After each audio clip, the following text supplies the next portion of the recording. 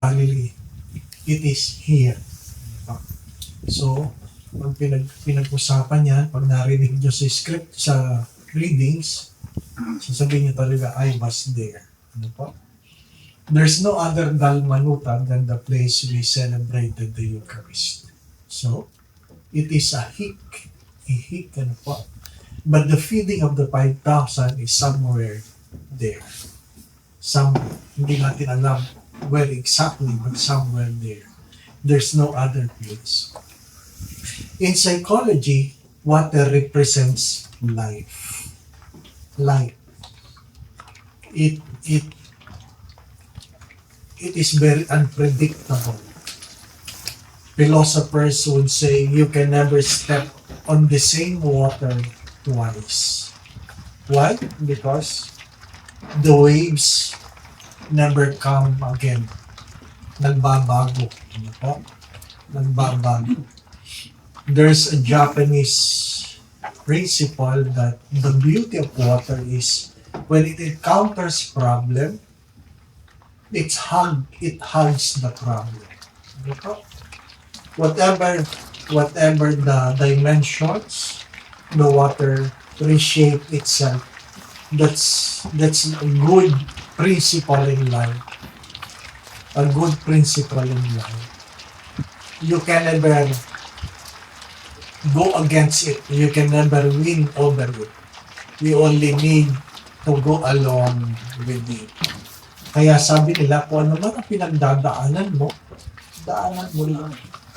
Daanan mo lang. Matatapos din yan. Matatapos din yan. You will never win over it.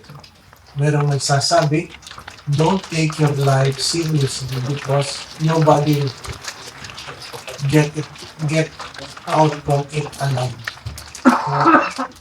Don't take your life seriously because nobody get out of it alive. Lahat naman tayo mamamatay.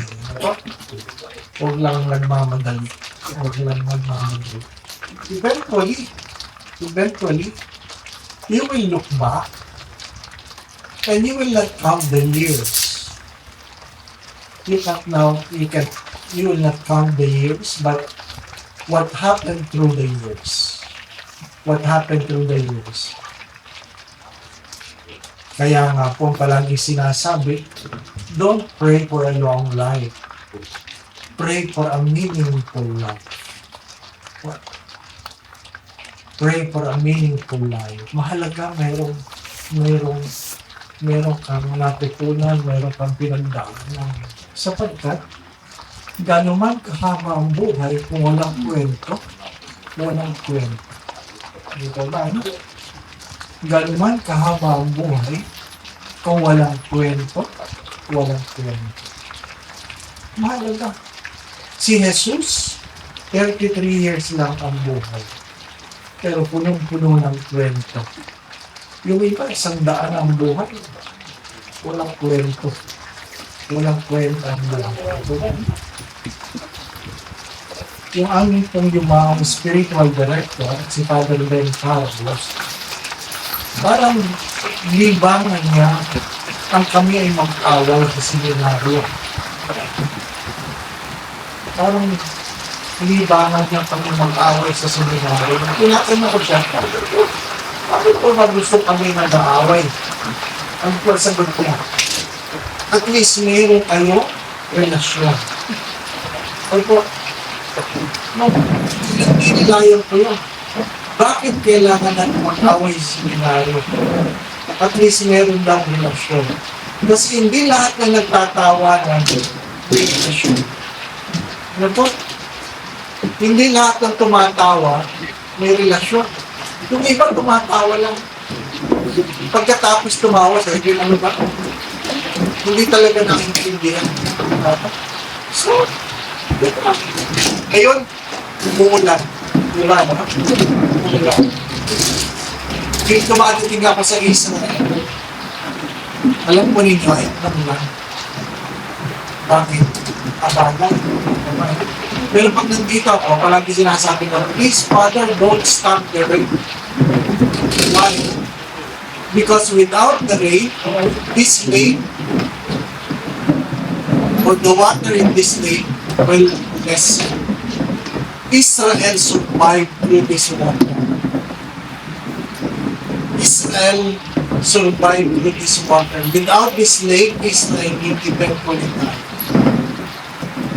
The Dead Sea, the water in the Dead Sea comes from this lake.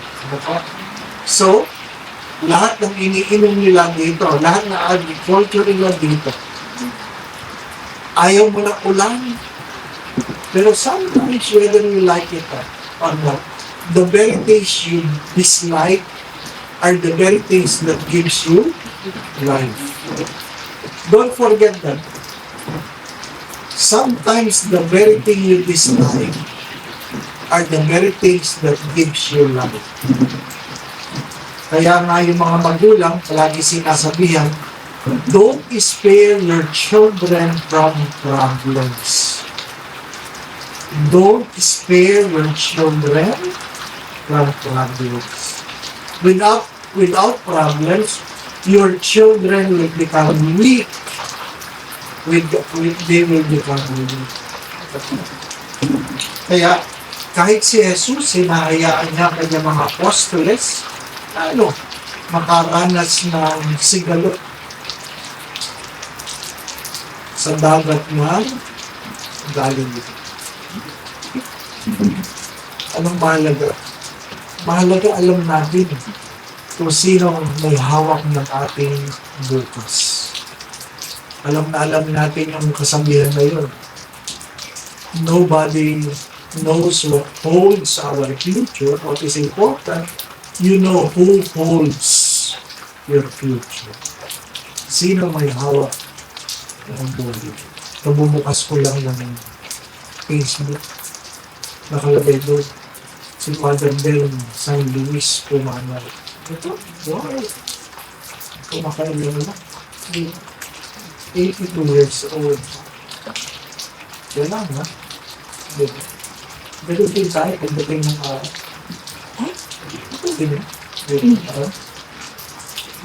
Yan ang mga natutunan ko sa akin, yung mga spiritual life. Huwag matakot. Ang mahalaga, ang panghuli, ang panghuli. Sabi ni Father Ben, kung kami nagbabasa ng dyaryo, lagi ako nung tinatawag, huli mga dyaryo. So magbabasa siya. Magbabasa na rin ako. Pero dalawa lang ang tinitingnan niya sa dyaryo. Comics at saka obituary. Dalawa lang tinitingnan. Hindi niya tinitingnan ng headline. Hindi niya tinitingnan ng stock market. Hindi niya tinitingnan ng weather. Yun lang ang tinitingnan. Sabi, bakit yun lang? Yan lang ang totoo sa dyaryo. Ano po? Yung comics at ang obituary. At ang libangan niya, pag tinitingnan niya, sabi, bakit nyo ba palagi nyo tinitingnan niya? Ang sagot niya sa akin, para alam ko na kung sino na ang mga namamatay. Bakit kailan nyo malaman? Sabi niya, pagkaedad mo na, ibig sabihin, panahon mo na. Ano? Ha? Sabi, ay, ito yun lang. Sino yan, Father? Ay, classmate ko yun. Sabi niya, ay, panahon mo na. Kaya nung siya ay na-hospital, dinalaw ko. Sabi ko, Father, oo. Sabi niya, makapanahon ko. Sabi niya, hindi. Pinagdadasal ko na ikaw ay mabuhay hanggang 100. Nakahiga yun. Hindi natuwa. Hindi siya natuwa. Sabi niya, ito lang yatang ngayong mabuhay ng 100. Malis ka. Nunuran niya ako. Dalawang paborito ng salita. Tama, ang gago. Gago, malis ka. Sabi niya, bakit? Ano bang kasalanan ko sa iyo? Ako ay pahihirapan mo. People look at life in a different way. Ay dahil alam niya na ayaw niya ng mahabang buhay, lago ko siya niluloko, ay 120 ka. Amoy lupa ka na, buhay ka. Galit na galit yun. Ba't hindahin early? When he was brought to the infirmary, pari na ako, ang habilin niya sa akin, dalawin mga linggo-linggo. Dinatama siya. Sa infirmary ng Jesuit, dinadala ko siya. At kailangan may dala akong 300 pesos. Natik si 50. Nung una hindi ko maintindihan. Okay na 300. Parang may bayad pa ako. Ayaw niya ng bote, natik si 50. Yung pala, sinusubulan niya yung mga caregiver. Sinusubulan niya para payagan siya pumalis. So, ayun po lang, bilis namin pwede mo. Tayo na. Pinapayagan ko kami lumabas. At kami ay kakain sa red club. May sakit sa puso. May sakit sa puso. Pagsoli ko, kasusunod ko, sasabihin ng caregiver, sino kayo galit? Bakit? Ang taas ng mga blood test ni Father. Siya na sasagot. Sabi, wala. Ang pari, pwede magsinungaling. And he passed away, and I approached the late Father Intendant. He's the superior during those times, a doctor. And I said to him, Father, I'm Father Dave. Sabi niya, so you're Father Dave. Guilty ako kasi nagpapakain ng bawal eh. Tapos sabi niya, thank you. Thank you for giving Father Dave what he loves. Di ba? Dito yung kanya tayong kwento. Ang mahalaga, masaya ka sa kwento. Masaya ka sa kwento. Again, brothers and sisters, look at the sea around you. Hopefully, it reminds you that life is unpredictable. Life is unpredictable. It is what you do with your life. It is what you do with your life. Maulan, mainit, mahangin, maliwalas, depende. But it's up to you what you will do with your life. Ano po? Take the courage. Take the courage. You will never step on the same water once. Hindi ka na magbabalik. Nakailang balik na ako, pabago-bago pa rin. Pabago-bago pa rin. Live your life. Promise to live your life. Ano pa? As I've said earlier, God will never act without you act. Live your life. Be grateful. We do not like rain. It is what people are praying in this land.